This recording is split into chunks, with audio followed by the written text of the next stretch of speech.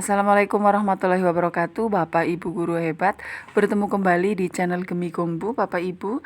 Dan kali ini kita masih bersama-sama membahas untuk studi kasus dalam mempersiapkan diri menghadapi UKP PPG, Bapak Ibu. Kami sudah menyediakan kumpulan dari beberapa studi kasus yang bisa dijadikan referensi untuk Bapak Ibu dalam mempersiapkan diri menghadapi UKP PPG. Namun sebelumnya silahkan like, komen, dan subscribe channel ini sehingga Bapak Ibu tidak tertinggal ketika kami mengupdate video terbaru Bapak Ibu. Selamat menyimak Bapak Ibu. Dengan ketentuan jika Bapak Ibu guru pernah mengalami permasalahan dalam pembelajaran, kemudian menuliskan pengalaman real atau nyata Bapak Ibu maksimal 500 kata terkait permasalahan apa yang pernah Bapak Ibu hadapi, kemudian upaya Bapak Ibu untuk menyelesaikannya dan hasil dari upaya Bapak Ibu tersebut. Pengalaman berharga apa yang dapat Bapak Ibu petik ketika menyelesaikan permasalahan tersebut. Begitu ya Bapak Ibu. Kita langsung saja ke studi kasus yang pertama terkait pengalaman mengatasi permasalahan dalam pembelajaran matematika kelas 5 SD Bapak Ibu. Sebagai seorang guru mata pelajaran matematika di kelas 5 SD, saya pernah menghadapi permasalahan yang cukup menantang terkait rendahnya pemahaman siswa terhadap konsep pecahan. Permasalahan ini muncul ketika saya menyadari bahwa sebagian besar siswa mengalami kesulitan memahami konsep dasar pecahan, seperti mengubah pecahan biasa menjadi desimal, melakukan operasi penjumlahan dan pengurangan pecahan, serta memahami konsep pecahan senilai Bapak Ibu. Kemudian, ketika saya memberikan tugas yang melibatkan pecahan, banyak siswa yang mengeluh dan menyatakan bahwa mereka tidak mengerti cara menyelesaikannya. Hasil evaluasi pun menunjukkan bahwa lebih dari 70% siswa mendapatkan nilai di bawah KKM. Saya menyadari bahwa jika permasalahan ini tidak segera diatasi, maka akan berdampak pada kemampuan mereka di materi berikutnya yang lebih kompleks. Lalu bagaimana menyelesaikannya? Setelah mengidentifikasi permasalahan tersebut, saya memutuskan untuk merancang ulang pendekatan pembelajaran. Berikut langkah-langkah yang saya lakukan Bapak Ibu. Yang pertama, identifikasi kebutuhan belajar siswa. Saya mengadakan sesi diskusi dan pengalaman untuk memahami di mana letak kesulitan siswa.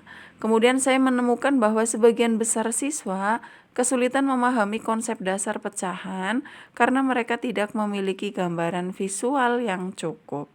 Kemudian yang kedua, penerapan pembelajaran kontekstual dan visual.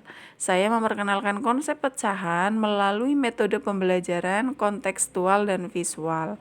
Saya juga menggunakan benda-benda konkret seperti kue, pizza, dan balok pecahan untuk membantu siswa memahami bagaimana pecahan bekerja dalam kehidupan sehari-hari. Dengan menggunakan gambar, diagram, dan alat peraga, siswa lebih mudah mengaitkan konsep pecahan dengan objek nyata, Bapak Ibu. Kemudian, yang ketiga, latihan intensif dan bimbingan kelompok kecil. Saya mengadakan sesi latihan intensif di mana siswa dikelompokkan berdasarkan tingkat pemahaman mereka. Setiap kelompok mendapatkan bimbingan lebih mendalam sesuai kebutuhan mereka. Sesi latihan ini juga dilengkapi dengan berbagai soal aplikasi untuk memastikan bahwa mereka memahami konsep, bukan hanya menghafal rumus saja, Bapak Ibu. Kemudian yang keempat, evaluasi dan umpan balik berkelanjutan. Saya melakukan evaluasi secara bertahap dan memberikan umpan balik yang konstruktif kepada siswa. Saya juga membuka sesi konsultasi setelah jam pelajaran untuk siswa yang masih membutuhkan bantuan tambahan. Begitu Bapak Ibu. Lalu bagaimana hasil dari upaya penyelesaian tersebut? Setelah menerapkan strategi-strategi tersebut, saya melihat peningkatan yang signifikan dalam pemahaman siswa terhadap materi pecahan. Hasil evaluasi akhir menunjukkan bahwa 85% berhasil mencapai nilai di atas KKM. Mereka juga menjadi lebih percaya diri dalam menghadapi soal-soal pecahan dan mulai menikmati pelajaran matematika, Bapak Ibu. Kemudian pengalaman berharga apa yang saya dapatkan? Saya belajar bahwa sebagai seorang guru, penting untuk selalu responsif terhadap kebutuhan belajar siswa dan bersedia untuk mengubah pendekatan jika metode yang digunakan tidak efektif. Menggunakan metode pembelajaran yang kontekstual dan melibatkan benda-benda konkret dapat sangat membantu siswa memahami konsep yang abstrak. Selain itu, penting untuk menyediakan waktu ekstra bagi siswa yang membutuhkan karena setiap siswa memiliki kecepatan dan cara belajar yang berbeda. Pengalaman ini memperkaya saya sebagai guru dan memperkuat keyakinan saya bahwa semua siswa bisa berhasil dengan dukungan dan pendekatan yang tepat. Begitu Bapak Ibu untuk studi kasus yang pertama terkait dengan pengalaman mengatasi permasalahan dalam pembelajaran matematika kelas 5 SD. Ada berapa kata yang telah kita gunakan Bapak Ibu? Mari kita hitung bersama. Ada 436 kata Bapak Ibu, masih belum mencukupi 500 kata Bapak Ibu. Silahkan Bapak Ibu untuk meng-ATM, untuk menambah ataupun mengembangkan sendiri Bapak Ibu. Kemudian untuk studi kasus yang kedua, pengalaman mengatasi permasalahan dalam pembelajaran bahasa Inggris kelas 7 SMP Bapak Ibu. Silahkan dijadikan referensi Bapak Ibu untuk kumpulan studi kasus yang kami sajikan. Sebagai guru mata pelajaran bahasa Inggris di kelas 7 SMP, saya pernah mengalami permasalahan serius terkait rendahnya minat dan motivasi siswa dalam belajar bahasa Inggris. Hal ini terlihat dari rendahnya partisipasi siswa dalam kelas, serta hasil ujian yang menunjukkan bahwa banyak siswa tidak mencapai standar yang diharapkan. Siswa-siswa saya merasa bahwa bahasa Inggris adalah pelajaran yang sulit dan tidak relevan dengan kehidupan mereka. Mereka sering mengeluh bahwa mereka tidak mengerti apa yang diajarkan dan merasa tertekan saat harus berbicara dalam bahasa Inggris. Akibatnya banyak siswa yang enggan terlibat dalam aktivitas kelas seperti diskusi kelompok ataupun presentasi, Bapak Ibu. Lalu bagaimana mengatasi masalah ini? Saya melakukan beberapa langkah berikut. Yang pertama adalah menghubungkan materi dengan kehidupan nyata. Saya mulai dengan menghubungkan materi pelajaran dengan minat siswa dan kehidupan sehari-hari mereka. Misalnya, saya mengajak siswa untuk menonton cuplikan film atau mendengarkan lagu-lagu populer dalam bahasa Inggris, lalu mendiskusikan lirik atau dialognya. Dengan cara ini, siswa dapat melihat bahwa bahasa Inggris sebenarnya relevan dan dapat dinikmati Bapak Ibu. Kemudian yang kedua, menggunakan pendekatan pembelajaran yang interaktif.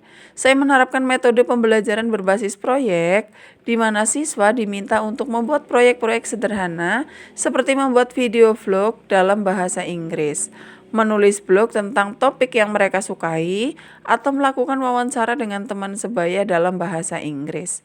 Aktivitas ini tidak hanya meningkatkan keterlibatan mereka, tetapi juga memungkinkan mereka untuk berlatih bahasa Inggris secara kontekstual. Dan yang ketiga, membangun kepercayaan diri siswa. Saya menciptakan lingkungan belajar yang mendukung dan tidak menakutkan. Saya memberikan pujian untuk setiap usaha yang mereka lakukan meskipun hasilnya belum sempurna. Saya juga sering menggunakan permainan edukatif dan kegiatan kolaboratif untuk mengurangi kecemasan siswa dalam berbicara dan menulis dalam bahasa Inggris. Yang keempat, memberikan bimbingan khusus kepada siswa yang mengalami kesulitan, baik melalui tes tambahan di luar jam pelajaran maupun dengan memberikan tugas yang disesuaikan dengan tingkat kemampuan mereka. Saya juga berusaha untuk selalu memberikan umpan balik positif yang membangun agar mereka merasa termotivasi untuk belajar.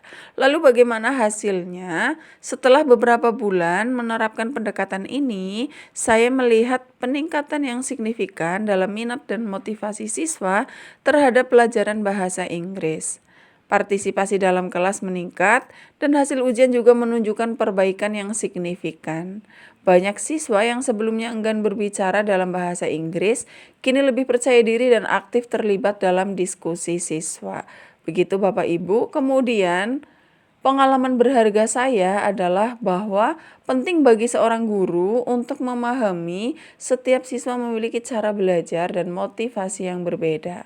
Menemukan cara untuk menghubungkan materi pelajaran dengan minat siswa dan kehidupan mereka dapat membuat pembelajaran menjadi lebih menarik dan relevan. Selain itu, membangun kepercayaan diri siswa adalah kunci untuk membantu mereka mengatasi ketakutan dan hambatan dalam belajar.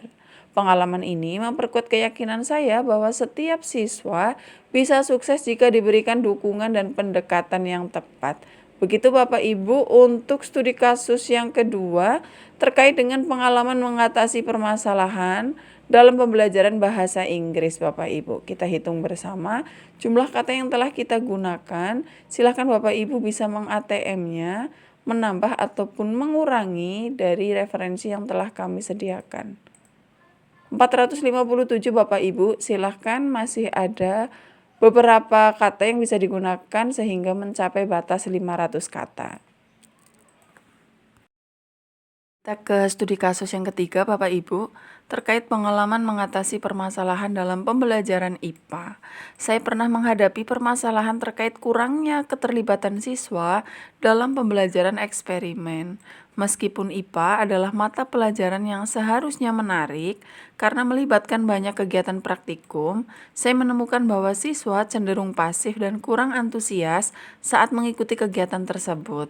Selama beberapa kali pelaksanaan praktikum, saya melihat bahwa siswa tidak aktif berpartisipasi dan mereka lebih sering mengandalkan teman-teman yang lebih pandai untuk melakukan eksperimen. Sementara mereka hanya menonton atau mencatat hasil tanpa benar-benar terlibat dalam prosesnya. Hal ini mengakibatkan rendahnya pemahaman mereka terhadap konsep-konsep ilmiah yang seharusnya dipelajari melalui kegiatan praktikum tersebut. Lalu bagaimana cara mengatasi masalah ini? Saya melakukan pendekatan yang berbeda dan berfokus pada meningkatkan keterlibatan aktif semua siswa.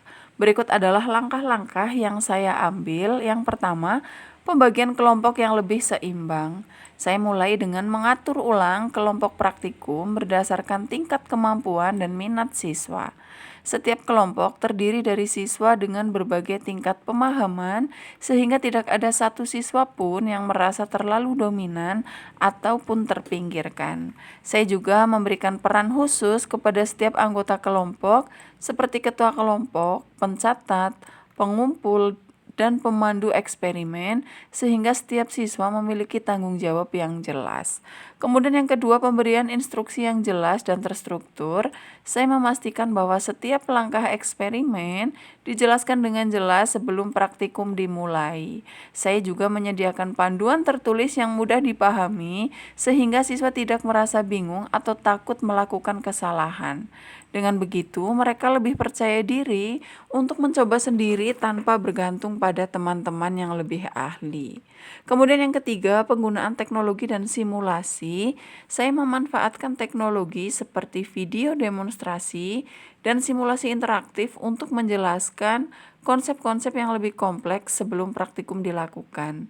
Dengan cara ini, siswa mendapatkan gambaran yang lebih jelas tentang apa yang akan mereka lakukan dan apa yang seharusnya terjadi selama eksperimen, Bapak Ibu.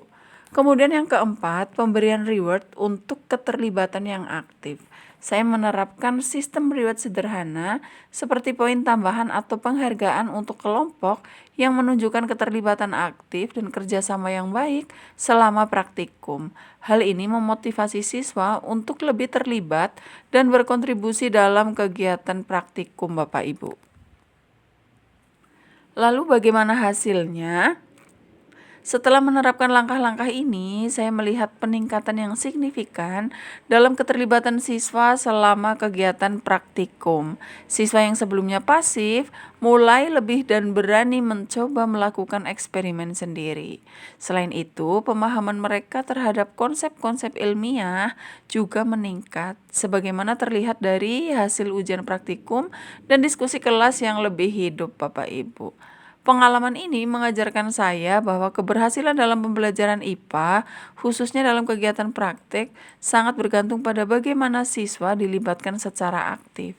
Membuat setiap siswa merasa bertanggung jawab dan memberikan mereka kesempatan untuk berperan serta dalam setiap langkah eksperimen dapat meningkatkan pemahaman dan minat mereka. Pengalaman ini juga menegaskan pentingnya peran guru dalam menciptakan lingkungan belajar yang inklusif dan suportif, di mana setiap siswa merasa dihargai dan termotivasi untuk belajar. Begitu Bapak Ibu, untuk studi kasus yang ketiga terkait pengalaman mengatasi permasalahan dalam pembelajaran IPA.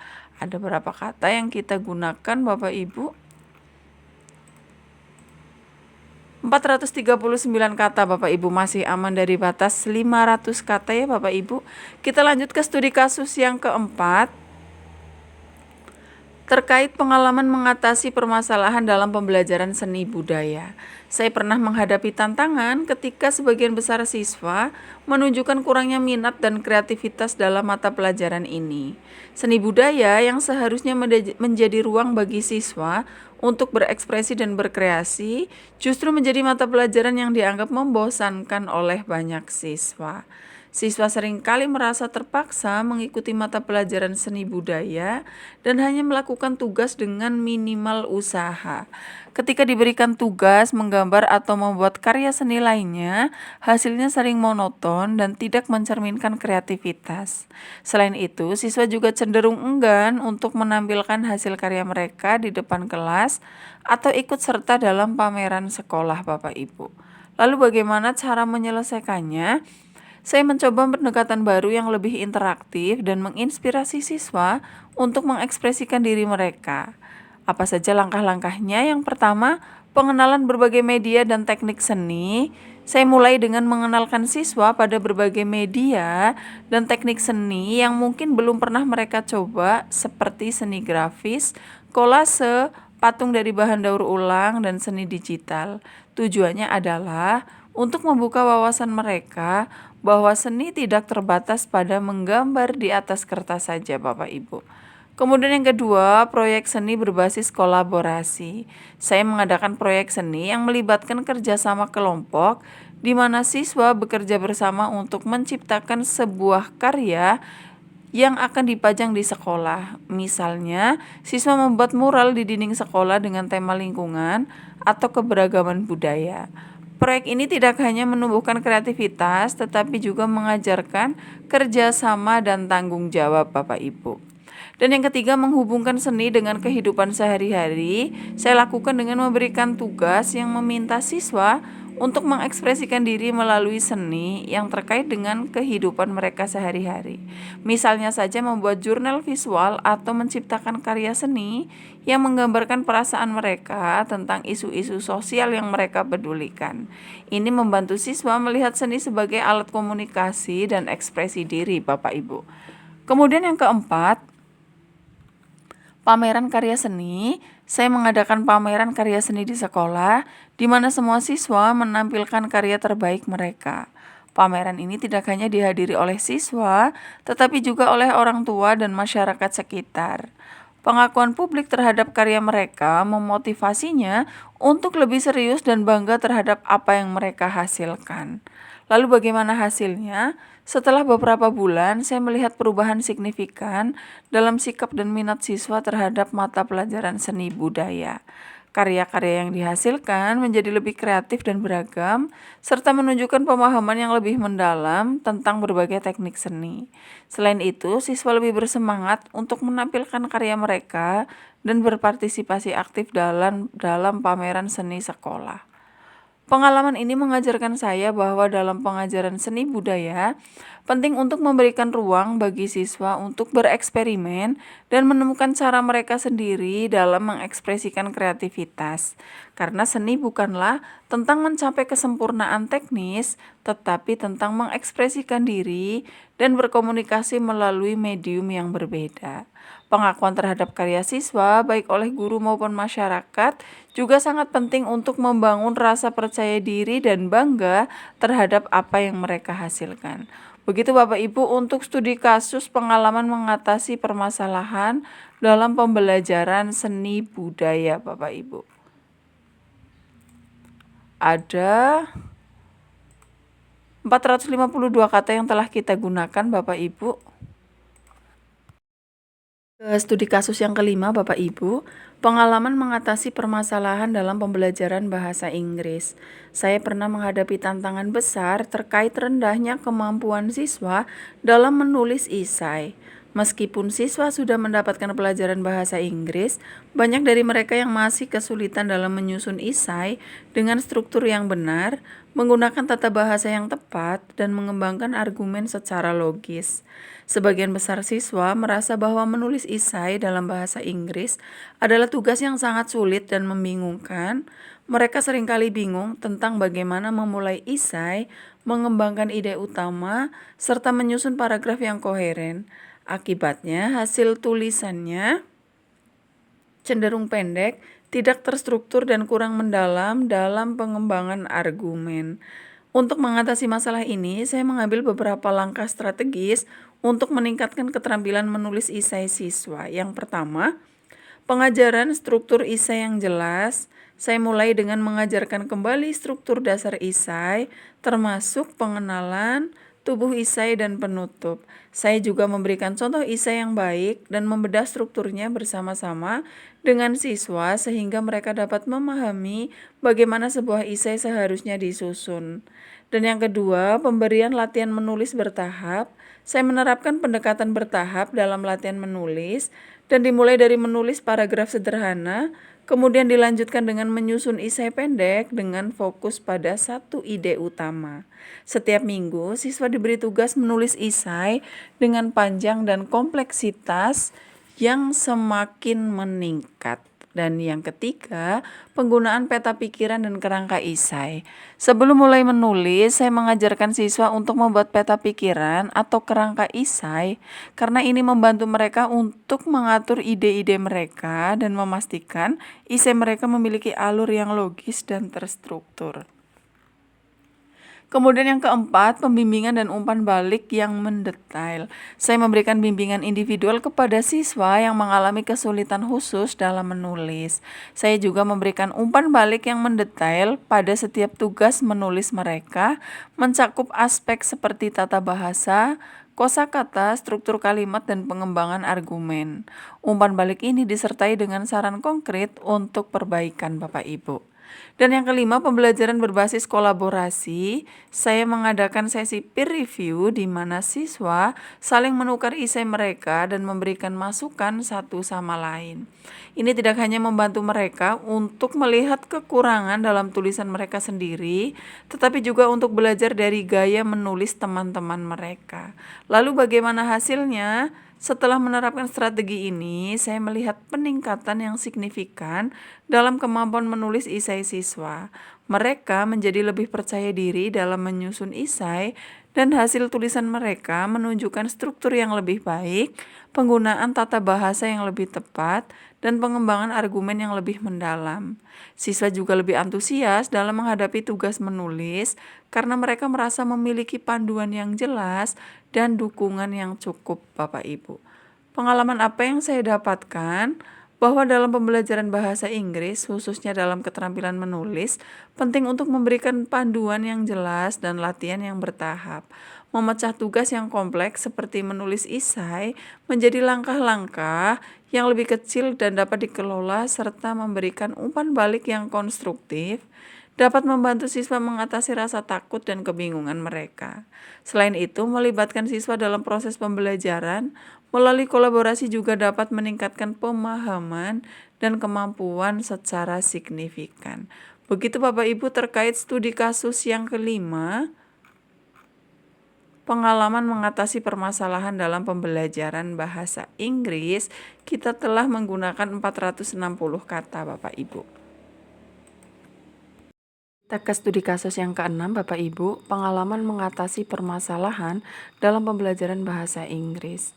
Saya pernah menghadapi tantangan ketika banyak siswa mengalami kesulitan dalam berbicara bahasa Inggris secara lancar.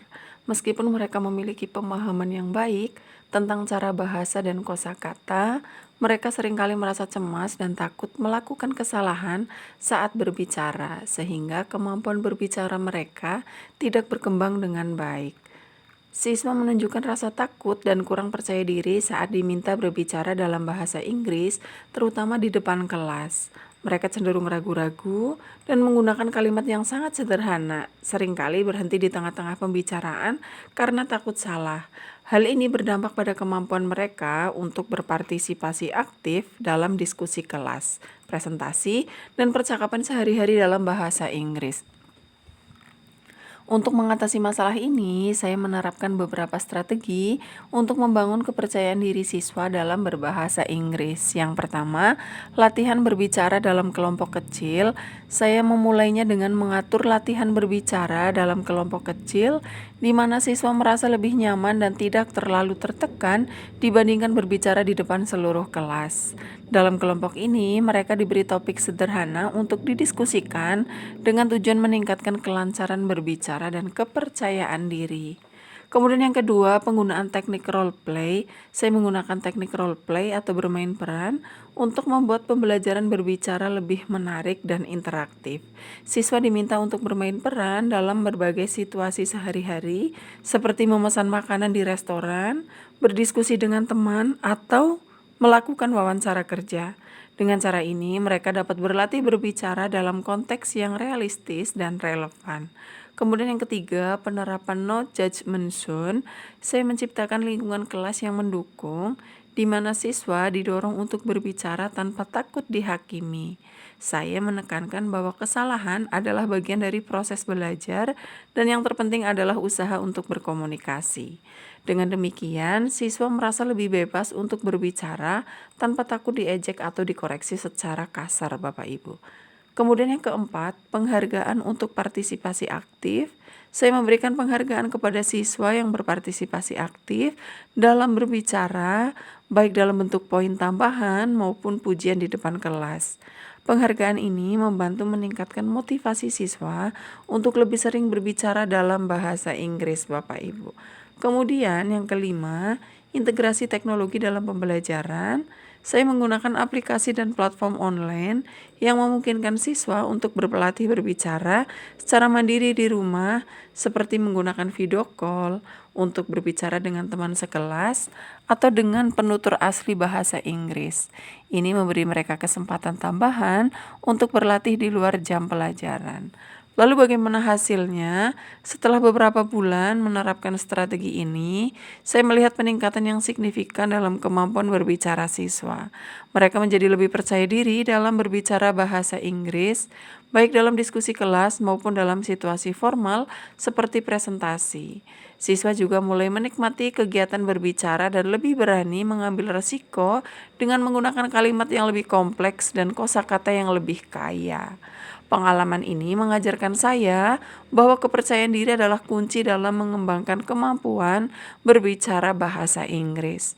Dengan menciptakan lingkungan belajar yang mendukung dan memberikan kesempatan yang cukup untuk berlatih dalam suasana yang santai dan interaktif, siswa dapat mengatasi rasa takut mereka dan mulai berbicara dengan lebih lancar. Penggunaan teknik yang bervariasi dan relevan dengan kehidupan sehari-hari juga membantu siswa melihat pentingnya berbicara dalam bahasa Inggris sebagai keterampilan komunikasi yang nyata dan berguna, Bapak Ibu. Untuk studi kasus yang ketujuh terkait pengalaman mengatasi permasalahan dalam pembelajaran bahasa Inggris. Masih seputar bahasa Inggris ya Bapak Ibu, saya menghadapi tantangan dalam mengajarkan keterampilan membaca kritis kepada siswa. Karena banyak siswa yang merasa kesulitan dalam memahami teks kompleks, terutama ketika diminta untuk menganalisis dan mengevaluasi informasi berbahasa Inggris. Mereka cenderung hanya membaca permukaan tanpa memahami makna yang lebih dalam dari teks. Siswa seringkali membaca bahasa Inggris dengan cara yang terburu-buru dan hanya fokus pada pemahaman literal sehingga mereka kesulitan dalam menjawab pertanyaan yang membutuhkan analisis lebih dalam atau evaluasi. Selain itu, banyak siswa yang tidak terbiasa dengan jenis teks yang lebih akademis seperti artikel jurnal atau esai argumentatif yang sering menjadi bagian dari kurikulum. Untuk meningkatkan keterampilan membaca kritis siswa, saya menerapkan beberapa strategi pembelajaran yang fokus pada pemahaman mendalam dan teks analisis. Pertama, pembelajaran berbasis diskusi. Saya mulai dengan membagi siswa ke dalam kelompok kecil untuk mendiskusikan teks yang mereka baca. Setiap kelompok diminta untuk mengidentifikasi ide utama, argumen, dan bukti yang mendukung dalam teks. Kemudian mereka harus mempresentasikan temuan mereka di depan kelas. Diskusi ini membantu siswa untuk melihat berbagai sudut pandang dan memahami teks lebih mendalam. Kemudian yang kedua, pengenalan berbagai jenis teks.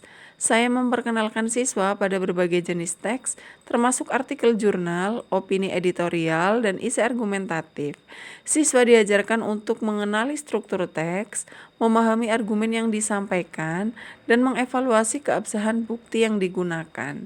Dengan demikian, mereka menjadi lebih familiar dengan gaya penulisan akademik. Kemudian yang ketiga, penggunaan teknik SQ3R atau Survey, Question, Read, Recite, and Review. Saya mengajarkan teknik membaca SQ3R yang membantu siswa untuk membaca teks dengan lebih sistematis. Teknik ini melibatkan langkah-langkah survei, membaca sekilas teks untuk mendapatkan gambaran umum, bertanya atau membuat pertanyaan berdasarkan survei, membaca teks secara mendalam untuk menemukan jawaban, dan menceritakan kembali atau mengulangi informasi dengan kata-kata sendiri, dan meninjau ulang atau mereview seluruh teks. Teknik ini membantu siswa untuk meningkatkan pemahaman dan retensi informasi. Kemudian yang keempat, Bapak Ibu, latihan membuat pertanyaan analitis. Saya mendorong siswa untuk membuat pertanyaan analitis sendiri berdasarkan teks yang mereka baca. Mereka diminta untuk mengajukan pertanyaan yang menantang, seperti apa argumen utama penulis dan seberapa kuat bukti yang digunakan untuk mendukung argumen tersebut, atau bagaimana pandangan penulis terkait topik ini dibandingkan dengan sumber lain. Latihan ini melatih kemampuan kritis siswa dalam menganalisis teks. Kemudian yang kelima, pemberian umpan balik yang terarah. Setelah setiap latihan membaca, saya memberikan umpan balik yang terarah kepada siswa, menyoroti area di mana mereka perlu meningkatkan kemampuan analisis mereka. Umpan balik ini mencakup penjelasan lebih lanjut tentang cara menemukan ide utama, mengidentifikasi argumen yang bias, dan memahami konteks teks. Lalu bagaimana hasilnya? Setelah menerapkan strategi-strategi ini, saya melihat peningkatan yang signifikan dalam kemampuan membaca kritis siswa. Mereka menjadi lebih mampu dalam menganalisis teks, membuat inferensi, dan mengevaluasi argumen yang disampaikan oleh penulis. Siswa juga menunjukkan peningkatan dalam hasil ujian yang melibatkan pemahaman teks yang kompleks, serta lebih percaya diri dalam menghadapi teks-teks akademis. Pengalaman ini mengajarkan saya bahwa mengembangkan keterampilan membaca kritis memerlukan waktu dan pendekatan yang sistematis. Dengan memberikan strategi membaca yang tepat dan lingkungan yang mendukung diskusi kritis, siswa dapat belajar untuk memahami teks dengan lebih mendalam dan menjadi pembaca yang lebih cerdas. Pentingnya, pengenalan berbagai jenis teks juga membantu mereka untuk menjadi lebih siap dalam menghadapi teks yang akan mereka temui di jenjang pendidikan yang lebih tinggi. Begitu Bapak Ibu untuk studi kasus yang ketujuh. Terima kasih Bapak Ibu telah menyaksikan video ini sampai akhir, dan semoga apa yang kami sajikan bisa menjadi referensi untuk Bapak Ibu dalam mempersiapkan diri menghadapi UKM PPG. Terima kasih Bapak Ibu, semoga Bapak Ibu selalu diberikan kesehatan dan kemudahan dalam mengerjakan tugas-tugas PPG, dan semoga dapat lulus mendapatkan sertifikat pendidik di tahun ini. Terima kasih Bapak Ibu. Wassalamualaikum warahmatullahi wabarakatuh.